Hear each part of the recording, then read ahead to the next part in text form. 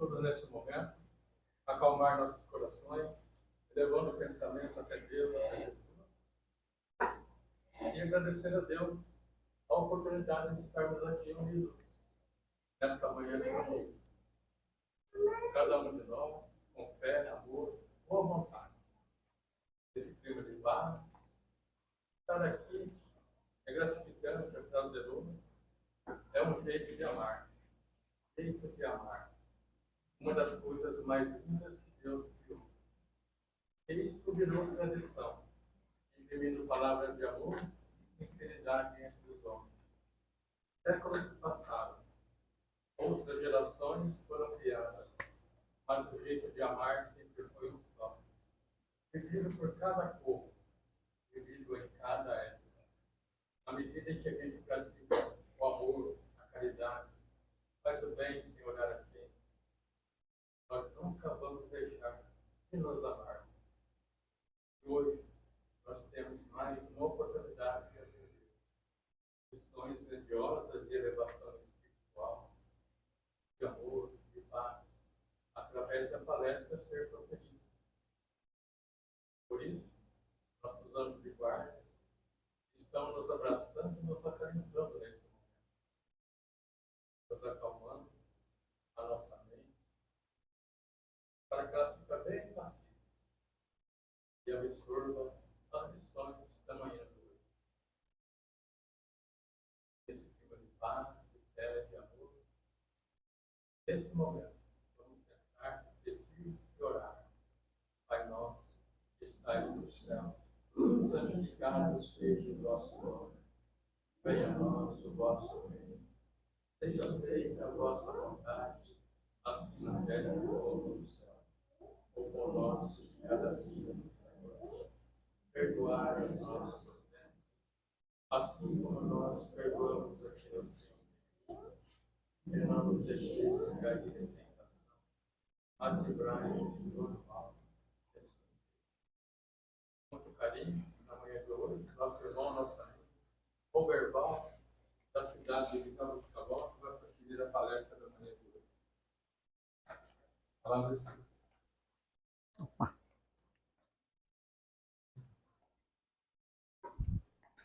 Obrigado.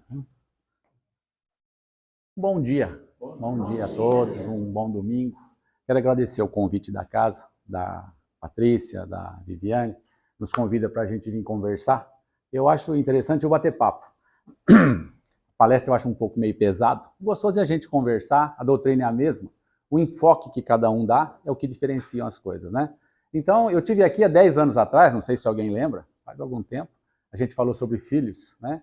E muito gratificante. E hoje a gente vai falar um pouquinho sobre casamento. É um tema que até eu um pouquinho, porque casamento a gente não tem muito o que falar. Não dá problema? Coisa fácil. Mas antes, deixa eu só abrir um parênteses aqui, gente. A nossa doutrina faz 168 anos, agora dia 18/4. Então é interessante que a gente prestigie, que a gente conheça a nossa doutrina. Não é o nosso tema, mas só se vocês me permitirem um adentro. Confunde-se muito. Muitas pessoas confundem espiritismo com espiritualismo, né? As religiões, outras religiões, né? Então há uma mistura. Então é preciso que a gente conheça, que a gente estude a nossa doutrina. O espiritismo ele é pedido e predito por Jesus. Ele é o terceiro consolador prometido, né? Ele é a resposta de Deus às dores e às dúvidas do homem terreno. Então o espiritismo é extremamente importante, mas é preciso que a gente conheça a nossa doutrina, porque as pessoas atribuem coisas que o espiritismo não avaliza. A pessoa mediuniza aí não sei aonde, é médium espírita. A pessoa faz não sei o quê, faz um despacho, cobra não sei o quê, é espírita. Então é preciso que a gente conheça para a gente defender a nossa doutrina. Nós vamos ser questionados. As pessoas vão nos questionar, mediunidade, comunicação, e é preciso que a gente tenha um pouco de conhecimento. Então a gente precisa defender. 156 anos, 168 anos, desculpa, 18/4 de 1857, quando foi lançado o Livro dos Espíritos, né? Então, nessa sexta-feira, nós temos o Dia Nacional do Espiritismo, né? E é preciso que a gente conheça o terceiro Consolador, doutrina espírita, o primeiro Moisés, o primeiro veio trazer uma ideia de um Deus único, quando até então se pregava o politeísmo, né, vários deuses. Moisés, o primeiro, veio falar de um Deus único. O segundo Consolador, Jesus, né? O mundo amadureceu, Deus mandou o segundo Consolador, Jesus, veio nos falar de amor. Esse foi incompreendido. Crucificaram o homem, mataram o homem. O terceiro Consolador, Jesus previu e pediu, em João 14, 15, 16, 17 até 28, ele diz: eu pedirei a meu Pai, e ele vos enviará um terceiro Consolador. Bom dia. Que vai relembrar as coisas que eu disse e dizer as coisas que meu povo ainda não tem condição de entender. Então essa é a nossa doutrina. Esse é o terceiro Consolador. Nós tivemos no primeiro a justiça, segundo Consolador Jesus o amor, e a doutrina espírita a verdade. Então é preciso que a gente conheça. O Livro dos Espíritos ele é imprescindível. Não tem como a gente se dizer espírita sem conhecer o Livro dos Espíritos. Ele tem as bases da doutrina, a parte filosófica da doutrina. Então ali nós temos perguntas e respostas para todos os questionamentos da nossa vida. Muitas pessoas questionam, porque elas não têm as perguntas. Porque o Espiritismo tem as respostas. Mas não adianta você ter respostas para quem não desenvolveu as perguntas. Então esse é o nosso desafio. A gente convivermos com pessoas que não amadureceram ainda. Tanto é que o terceiro Consolador foi pedido para poucos. O primeiro, quando veio, não foi compreendido. Jesus, quando veio, não precisa falar, né? Crucificaram ele, eles não entenderam a grandiosidade do cristianismo. Então nós somos o terceiro Consolador. Também não seremos compreendidos de pronto. Nós estamos na vanguarda. Nós somos os espíritas do futuro, para futuras encarnações. Porque lá o espiritismo vai se divulgar melhor. Por enquanto, 168 anos é uma doutrina nova. Mas é preciso que a gente persevere, que a gente trabalhe na divulgação, que a gente sabe o quanto ele é bom, o quanto ele é profundo e o quanto ele é esclarecedor. Gente, então, como eu disse, nós vamos falar um pouquinho sobre casamento. Dentre os tantos livros da Bíblia, um fala sobre casamento. Jesus, numa determinada situação, falou sobre o casamento. Dos 66 livros da Bíblia, 39 no Velho Testamento, 27 no Novo, numa passagem do evangelista João, capítulo 2, versículos de 1 a 10, Jesus nos fala de um casamento que ocorreu em Caná, uma região da Galileia, onde foi convidado Jesus, sua mãe e seus apóstolos.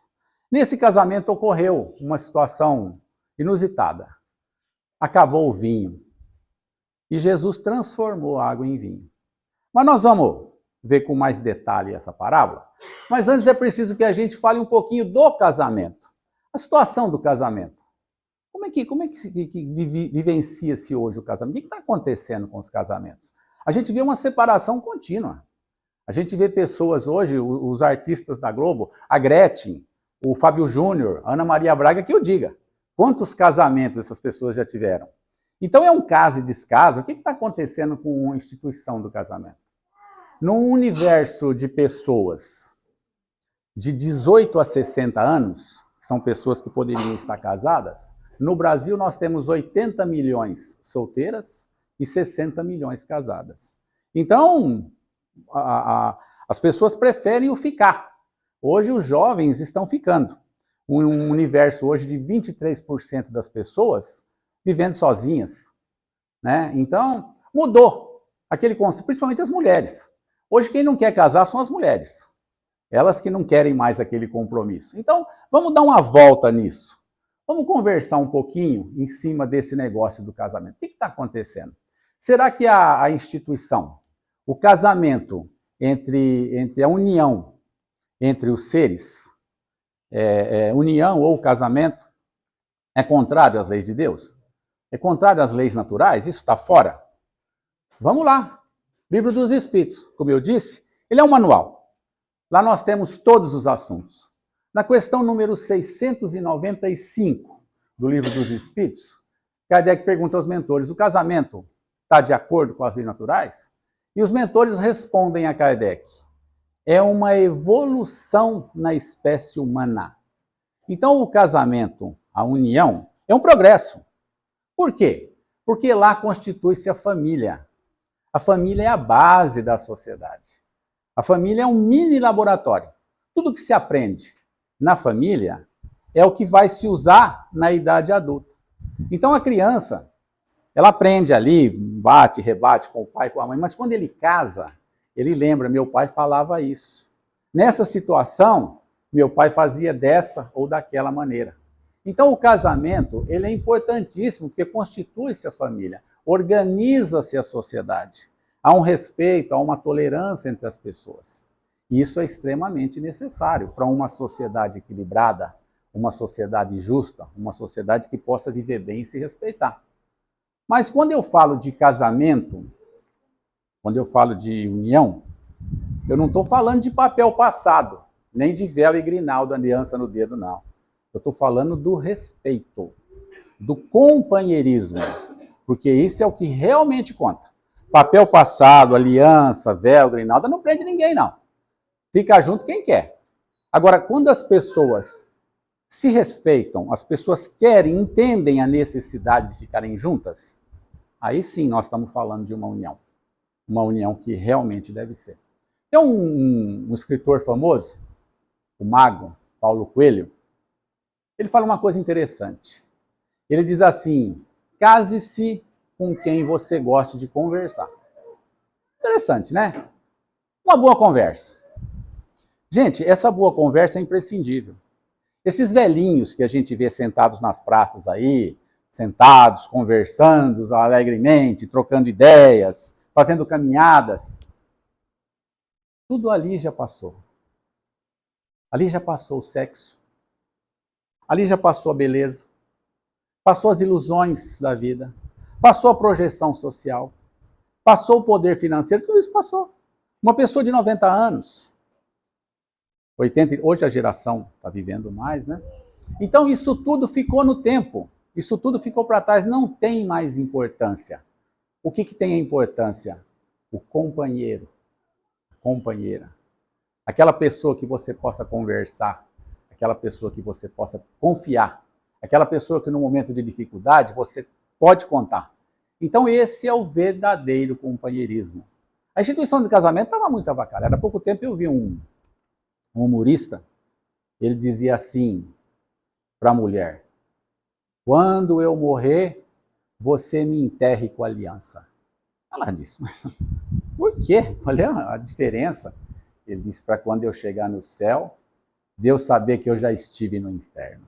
Então é uma coisa que é uma avacalhação com o casamento. Então, é preciso que a gente entenda que o casamento é importante. É uma evolução, segundo os espíritos, a pleiade de espíritos que passa a doutrina espírita para Kardec.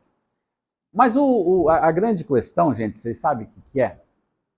O problema do mundo hoje se chama convivência. Você conviver com pessoas é um desafio. Hoje as pessoas são independentes. Cada um tem sua vida, cada um tem suas vontades, suas necessidades. Então, conviver é muito difícil. A gente vê a convivência no trabalho, a gente tolera, as pessoas ali têm seus problemas, mas é 8 horas só. A convivência social, você encontra uma pessoa na rua, você conversa, a conversa não está boa, está meio difícil, você desconversa, sai, vai embora e segue, fica para outra vez, a conversa continua outro dia. Você consegue sair, mas no casamento não. O casamento é constante, é dia e noite. Os problemas, as dificuldades estão ali. É ali que você vai conhecer realmente a pessoa.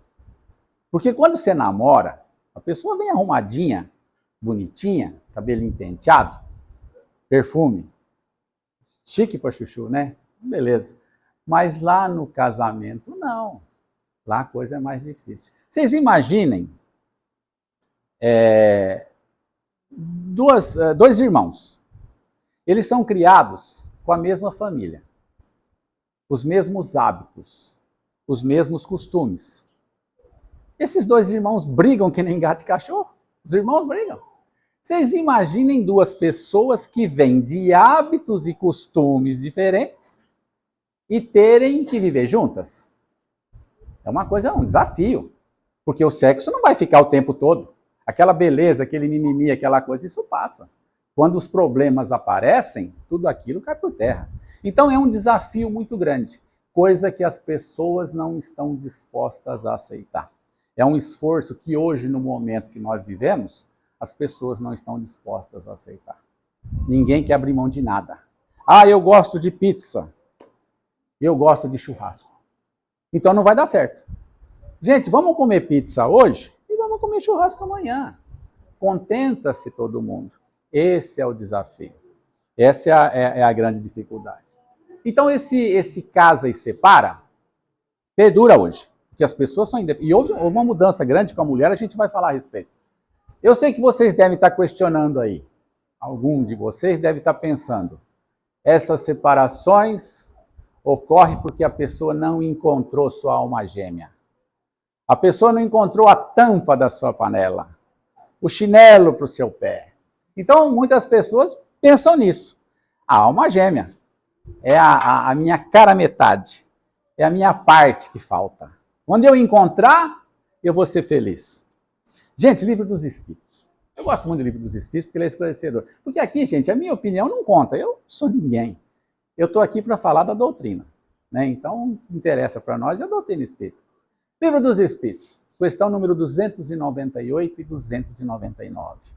298, ele diz, Kardec pergunta, há pessoas predestinadas a viverem juntas? É aquela coisa da pré-programação que se faz antes de nós encarnarmos. Porque antes da gente encarnar, um espírito mediano, ele faz uma pré-programação com seus mentores. Nós pedimos coisas, nós vemos as nossas necessidades e assim nós fazemos um esboço, mais ou menos, de como deve transcorrer a nossa encarnação. Só que chega aqui, a conversa é outra. Teoria é uma coisa, prática é outra. As necessidades do mundo, o materialismo do mundo nos tira totalmente. A gente vê hoje, para a gente fazer caridade, o esforço que a gente faz. Nós somos ainda muito materialistas. Então o mundo nos tira. E aquela pré-programação não é uma obrigatoriedade. Pergunta 299. 299, Kardec pergunta, como entender a questão das metades? Então, quando eu encontrar a metade, nessa metade eu vou ser feliz. Gente, se nós fôssemos metade de alguma coisa, nós seríamos incompletos. Deus teria nos feito incompletos.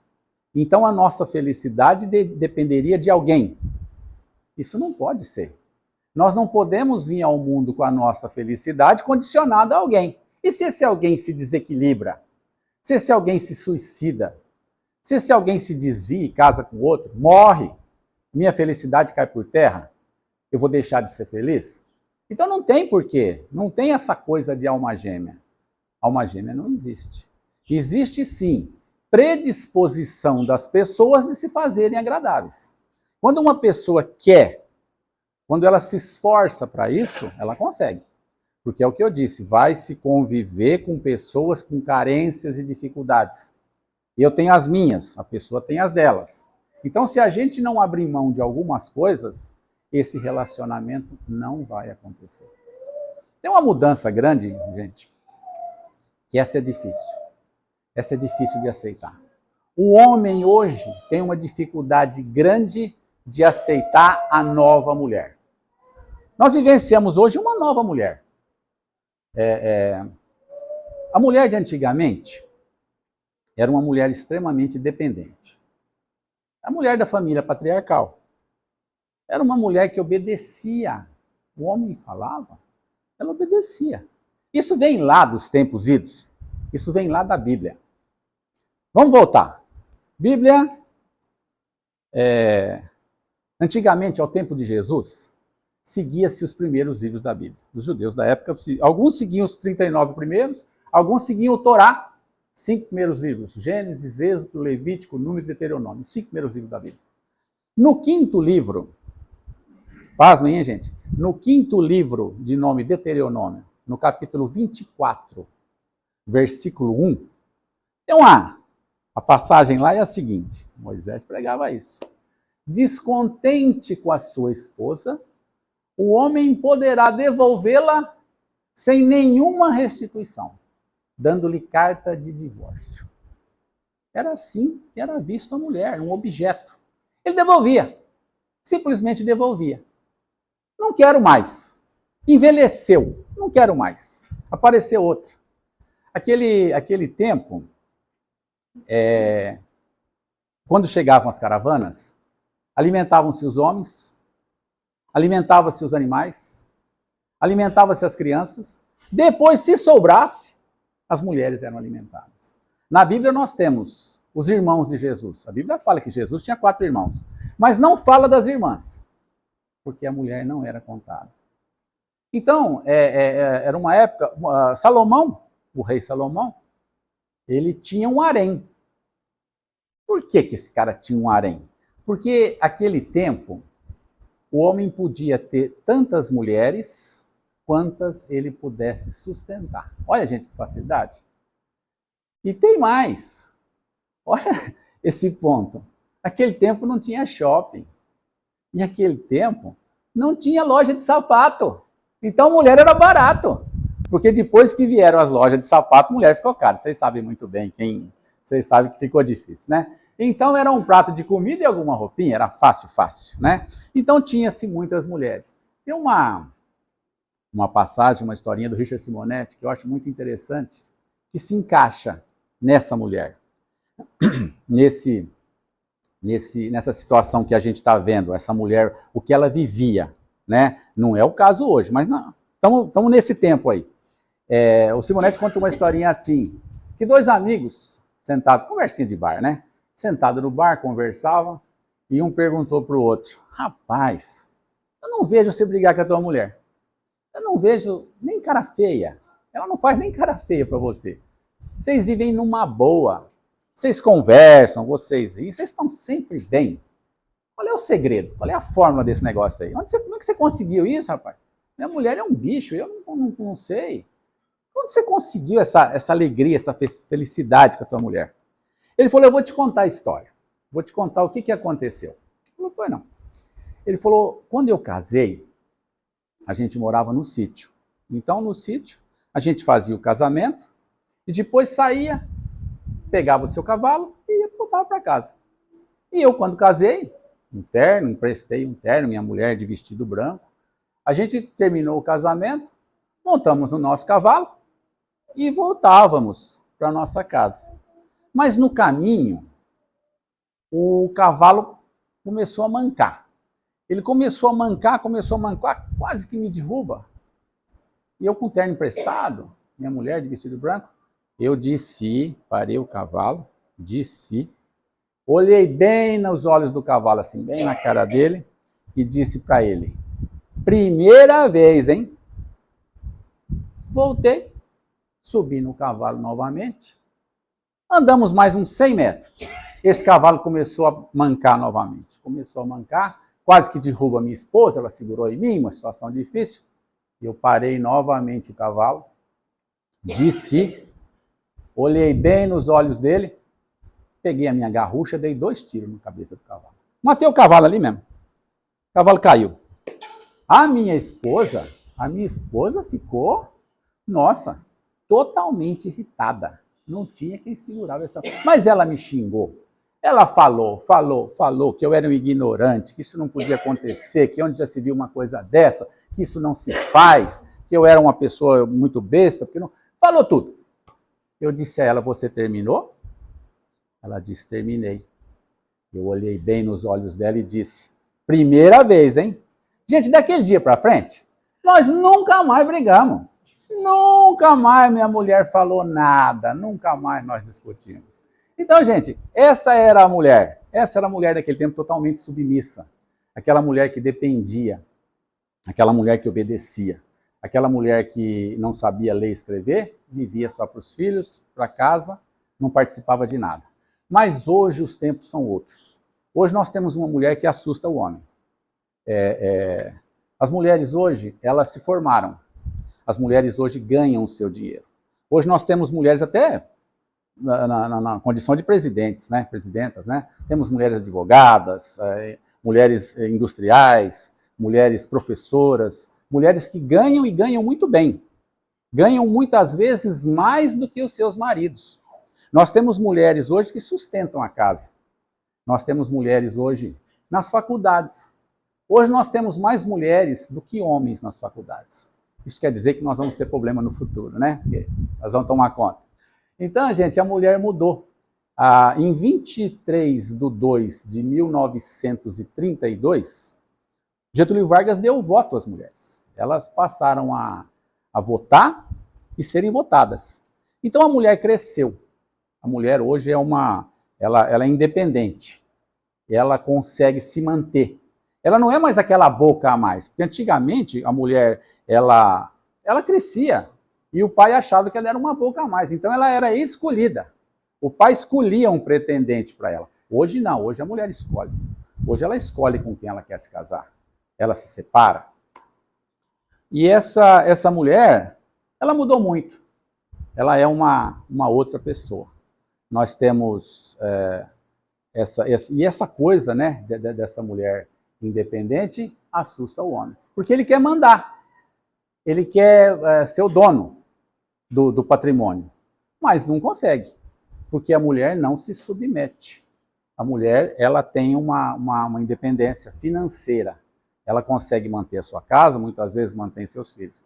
Então mudou o panorama. Hoje nós teríamos uma outra história para contar. Hoje a história seria diferente ao invés daquela história do cavalo. Hoje nós teríamos uma história mais ou menos assim. Um industrial de uma grande multinacional andava com seu carro último tipo numa grande rodovia. Passava com seu carrão, ele e a sua esposa, carrão lá. De repente ele olha, está com pouca gasolina, ele resolve parar num postozinho, na beira da estrada. Bombinha pequenininho. Sabe aquele postinho bem simplório, bem pequenininho? Mas ele precisava de gasolina. Parou o carro ali, encostou e disse ao frentista, você completa a gasolina, vê o óleo, vê os pneus, e eu vou dar uma volta para esticar as pernas. Dá uma volta, estava dirigindo até agora. E saiu para dar uma volta. E quando ele voltou, a esposa dele e o frentista estavam num papo, mas um papo gostoso, os dois ali rindo, brincando, conversando. Ele viu aquilo, ficou quieto, né? Não falou nada. Esperou o carro sair. Quando saiu, ele falou para ela, você conhece? Ela falou, conheço sim. Você conhece esse cara aí? Conheço. De onde? Nós fomos namorados. Você foi namorado desse cara aí? Fui. Nós namoramos quase um ano. Você namorou ele? Foi. Sorte, hein? Sorte do quê? Sorte que você teve. Por quê? Sorte de eu ter aparecido. Porque eu apareci, você se casou comigo.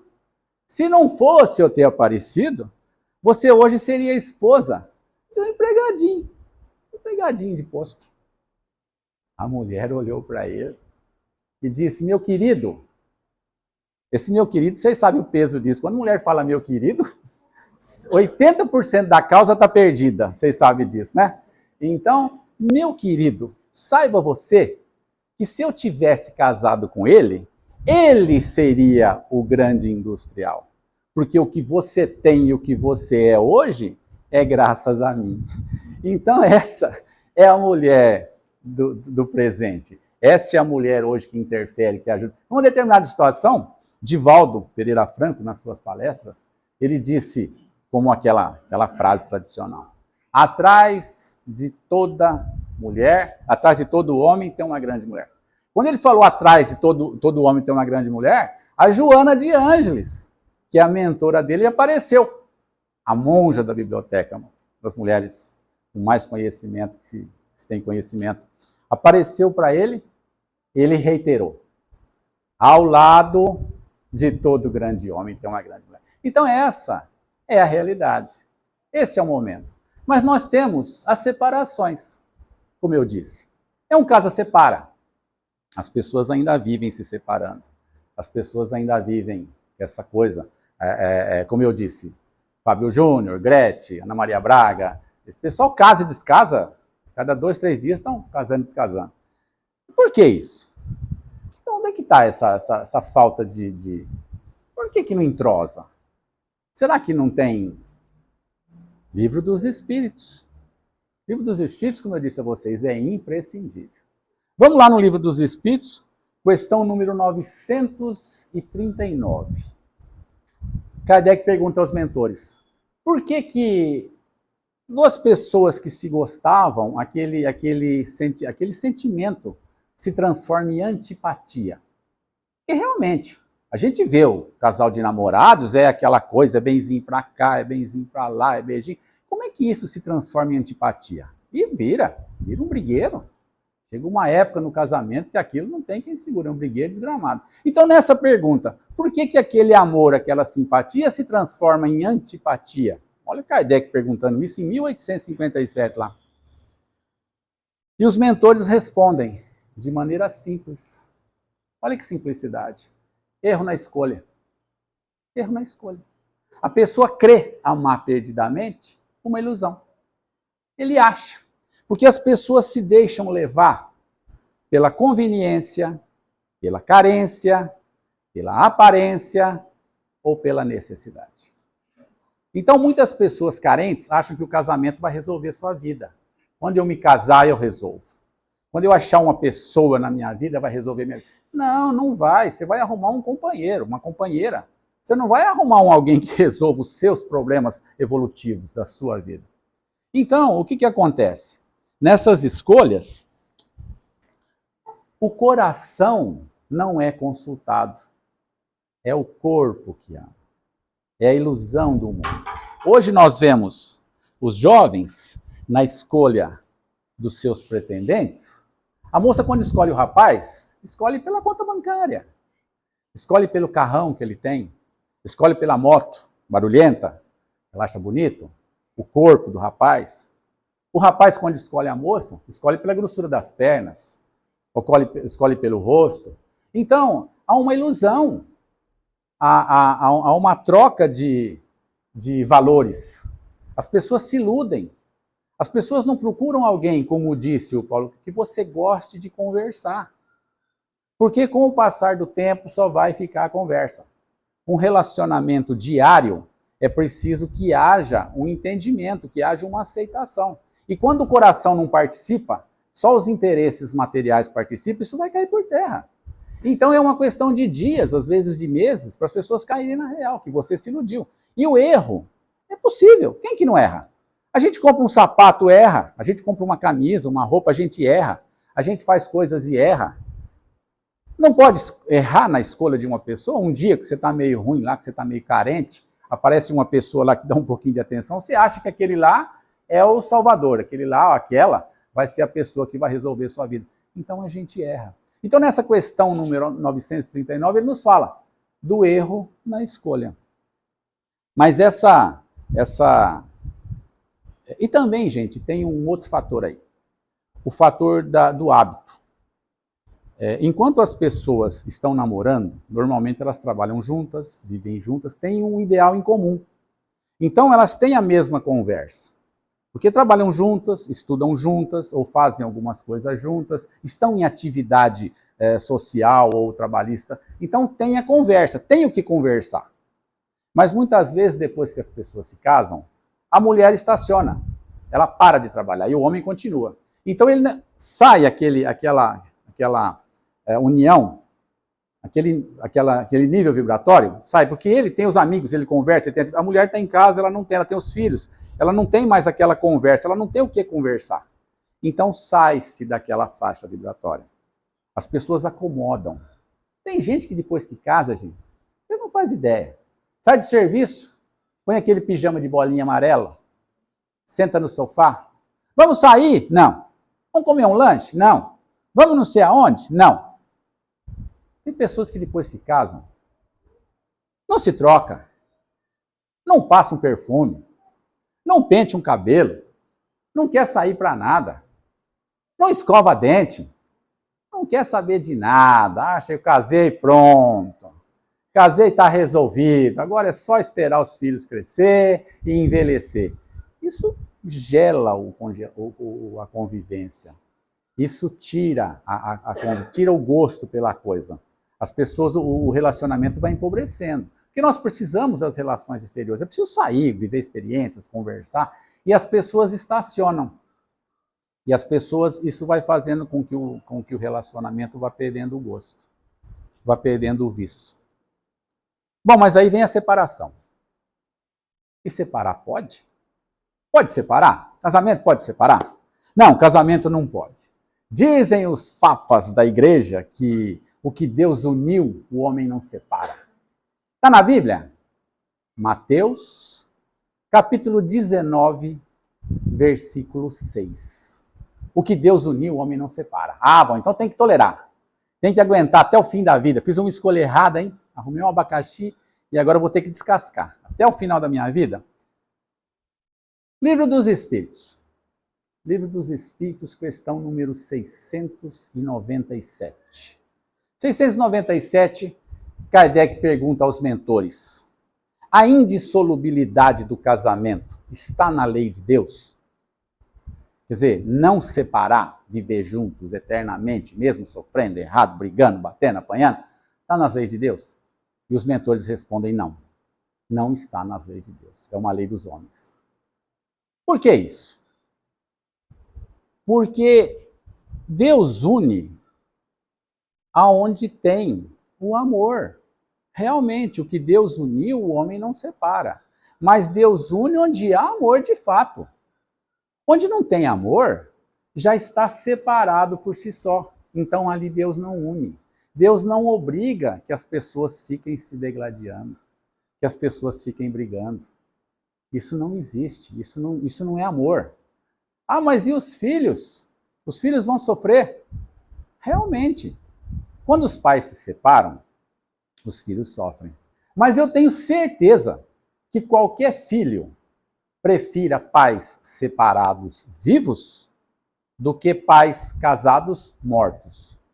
Porque muitas vezes essa não aceitação gera problemas de crimes, que as pessoas vão se esgotando. E uma hora a pessoa se excede, acaba matando, acaba agredindo, porque não deu mais certo. Então é possível, tanto é possível, gente, que o divórcio é lei. 1977 foi instituído o divórcio no Brasil. Mas a doutrina espírita fala em divórcio? Nosso livro, o terceiro livro da doutrina espírita, o Evangelho segundo o Espiritismo, fala das leis morais. No capítulo 22, é totalmente dedicado ao divórcio. Fala da necessidade. Em determinados momentos, mas vejam bem, depois de tentadas todas as possibilidades, hein? Porque muitas vezes a pessoa quer jogar para o outro a responsabilidade que é dela. É muito cômodo falar que as pessoas são erradas, que as pessoas não ajudam, que as pessoas não colaboram, quando o culpado sou eu. Então, é preciso que se tente todas as prerrogativas para que o casamento funcione, para que chegue ao ponto de se separar. E muitas pessoas não tentam isso. Como eu disse, muitas pessoas não querem abrir mão de nada. Não querem mudar uma linha na sua vida. Quer que o outro se adapte. Ele quer que a outra pessoa reze da sua cartilha e faça as suas vontades. Aí é muito difícil. Nós temos hoje direitos iguais. Ah, mas a mulher e o homem têm direitos iguais? Livro dos Espíritos. Vamos lá no Livro dos Espíritos. Questão 817. O homem e a mulher têm direitos iguais? Tem. Tanto é que Deus deu aos dois o direito de pensar. Mas eles têm direitos iguais perante os homens, perante Deus, mas eles têm físicos diferentes. A força do homem é diferente. O homem é mais forte. Se tem direitos iguais, por que os físicos são diferentes? A força não tinha que ser igual? Livro dos Espíritos, questão 822. E Kardec coloca na observação: direitos iguais com funções diferentes. Aí a gente entende. Direitos iguais. O homem e a mulher têm os mesmos direitos, mas as funções são diferentes. Cada um tem a sua função. O homem para trabalhos mais duros e a mulher para trabalhos mais sensíveis, né? Que é a razão e o sentimento, né? É a força e o coração. Então, aí a gente entende que em determinadas situações é preciso que se respeite a igualdade, mas entendendo que cada um tem a sua vontade, que se necessário pode-se fazer uma separação. Mas a doutrina avaliza isso? Está dentro? Meio em dúvida, parece que a doutrina não... Livro dos Espíritos, questão número 940.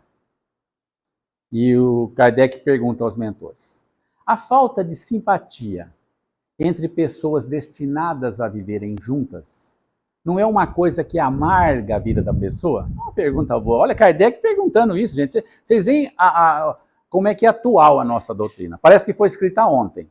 Kardec perguntando isso em 1857. Não tinha lâmpada ainda. E ele pergunta, não é uma falta de... A pergunta é essa, né? Não é uma falta de um sofrimento para a pessoa, né? E os mentores respondem, vossas leis são erradas.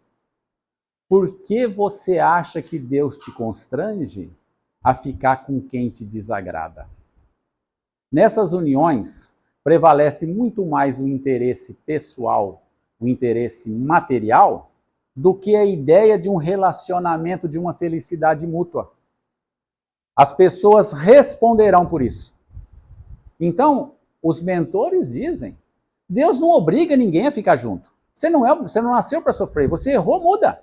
É preferível que mude. Ah, mas a pessoa consegue amar novamente? É uma questão.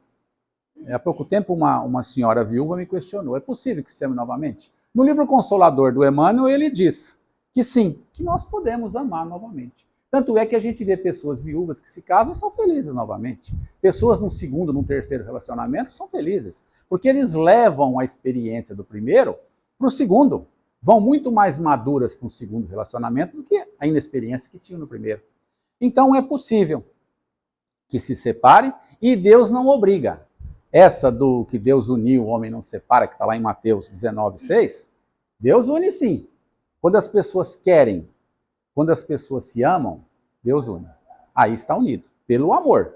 Mas se não há amor, Deus não vai obrigar. Que Deus é esse? Que quer que os filhos sofram juntos, só por causa de um erro. Então, gente, dando essa volta que a gente falou aí no casamento, dá para a gente voltar para a nossa parábola. Dá para a gente falar da parábola. E lá na parábola, Evangelho de João, capítulo 2, versículos de 1 a 10, voltando, um casamento que ocorreu na Galiléia. Jesus, sua mãe e seus apóstolos convidados, de repente, para vexame das pessoas da casa, acabou o vinho, e Jesus, atento ao que acontecia, as observações de Maria na cabeça dele falando, e ele chamou 6 dos serviçais, chamou alguns serviçais, né, e pediu a eles que enchessem 6 talhas de pedra. Antigamente não tinha balde, então eram talhas de pedra. Pediu que enchesse 6 talhas de pedra e levasse ao maître. O maître era o organizador da festa, mestre de mesa. E ele, quando experimentou aquilo, ele ficou surpreso. E ele chamou o noivo. Chamou o noivo e disse, em todas as festas, as pessoas servem o vinho bom primeiro. E depois que as pessoas se alimentaram, que as pessoas beberam fartamente, ele serve o vinho mais fraco, o vinho ruim. Mas você fez diferente. Você serviu o vinho bom até o final. Essa é a parábola. O noivo ficou perplexo. O que esse cara está falando? Eu não sei o que aconteceu. Então nós temos aí uma transubstanciação. O Evangelho de João nos mostra aí a grandiosidade. Foi um dos primeiros feitos de Jesus na Bíblia, né? Ele pregou dos 30 aos 33, esse foi o primeiro feito dele, essa transformação. Então, João mostra aí o extraordinário poder em transformar Mas para muitos, Jesus queria aparecer. Para os leigos, para as pessoas que veem só o aparente, acham que Jesus queria aparecer, transformar água em vinho e aumentar a quantidade de alcoolismo no mundo, né? Graças a essa transubstanciação, essa mudança, a festa transcorreu normalmente, os donos da festa não passaram vergonha, tudo deu certo, tudo ficou muito bom. Mas é preciso que a gente entenda, além disso, não só a mudança, porque Jesus não precisava aparecer, ele não tinha essa necessidade. Então é preciso que a gente veja o lado simbólico disso, o lado que não aparece nessa parábola. Vamos procurar entender a parábola, procurar entender o que se passa aí. Um casamento. O que ocorre num casamento? O maior sonho de quem se casa, a pessoa que se casa, ele está cheio de ilusão, ele está cheio de amor, ele está cheio de sonhos. E o maior sonho dessa pessoa é poder conviver com quem ele gosta, com quem ela gosta, construir um lar, ter momentos de alegria, viverem juntos, dormirem juntos, acordarem juntos, se alimentarem juntos. É a ilusão da pessoa. Ele tem esse sonho, trabalha, economiza, junta. Então o sonho é poder realizar isso, essa convivência fraterna, esse amor. E ele tem no coração a ideia de que esse relacionamento vai perdurar. Vai perdurar por toda a eternidade. Que ele vai ser feliz para sempre. Essa é a ideia de quem se casa.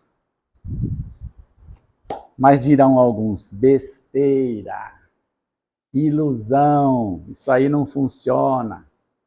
Passados os primeiros dias daquele vinho capitoso da taça matrimonial, passados os primeiros dias, só sobra desavença, só sobra desentendimento.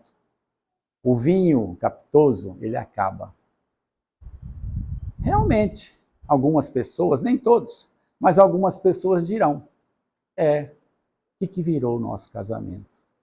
O que virou? A gente era tão feliz, a gente vivia bem, a gente se gostava tanto. De repente, as flores viraram espinhos. A gente só briga, desentende. O que aconteceu? O que aconteceu com o nosso casamento? O que aconteceu com o nosso casamento? Por que esse casamento virou o que virou? Exatamente o significado da parábola. Porque esse casamento faltou alguém.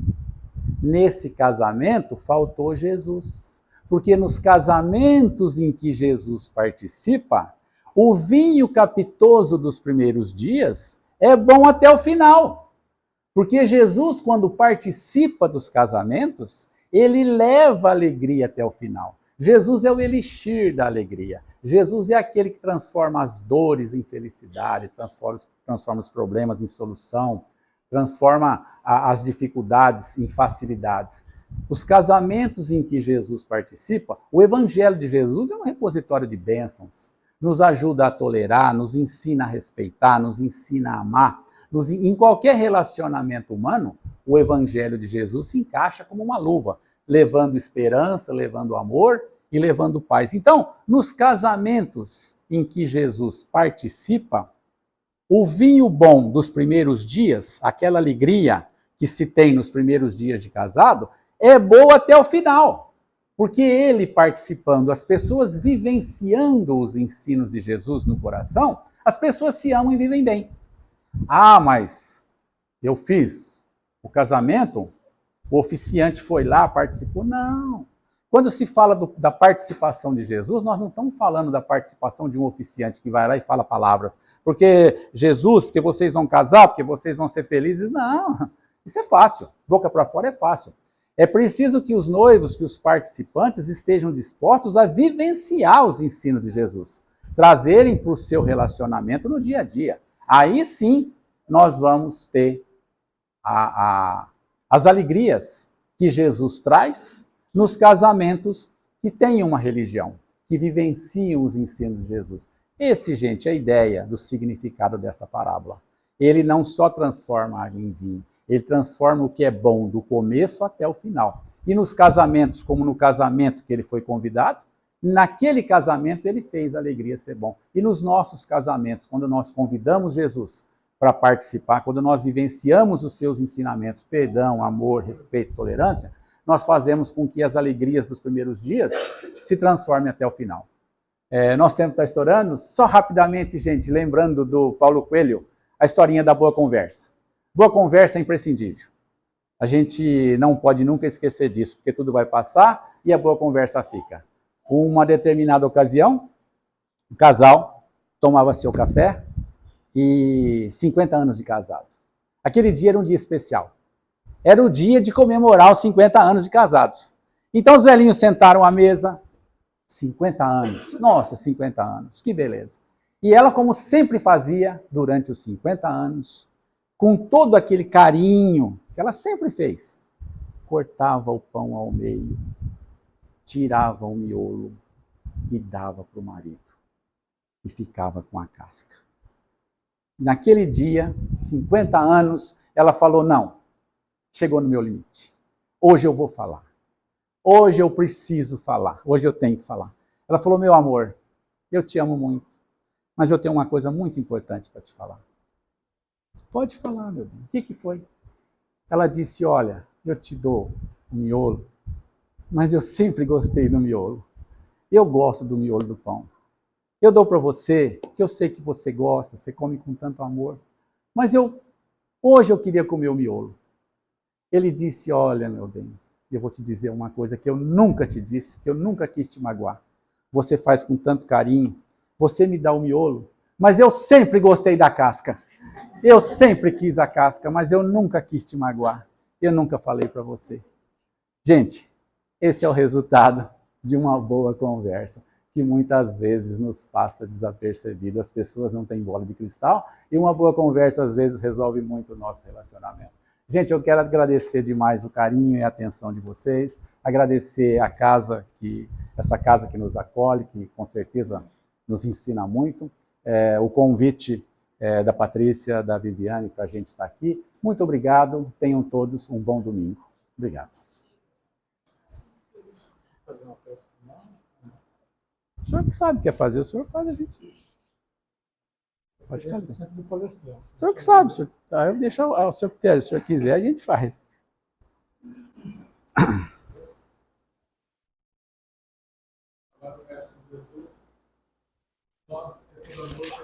Deu certo.